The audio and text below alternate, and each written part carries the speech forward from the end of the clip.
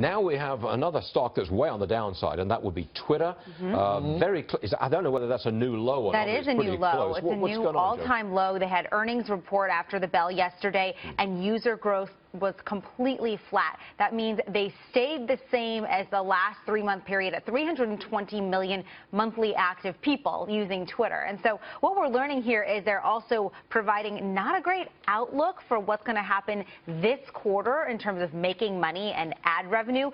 But the CEO, Jack Dorsey, on the call last night telling all of us, don't worry, we are reverting back to higher user growth for the current quarter as of the end of January. He kept repeating that. It is a concern because he has now been in place since last summer, and the stock has just tanked down. The chart looks awful, that's true. Yeah, definitely. How about Zynga? We're putting it on death watch. It's down 15% at $1.80. Remember, Zynga's the Phantom Pigs, people, on death watch today. Nicole, tell us all about it. Listen, we see the Grim Reaper there, down 15%.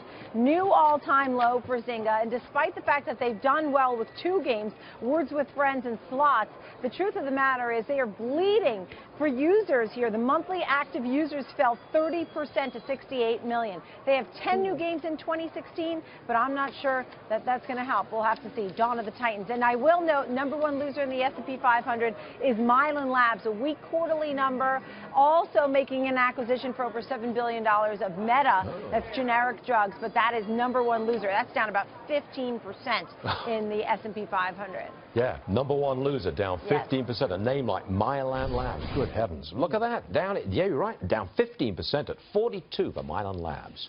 All right, Ash, which stocks are you looking at in particular I'm looking today? at one in particular. We hadn't mentioned coal, talking about not such great news. Coal, BTU, Peabody Energy. This is ugly. Down 22%, even though the Supreme Court said hang on President Obama's Clean Air program, and whether, they can go ahead and make these moves that essentially would be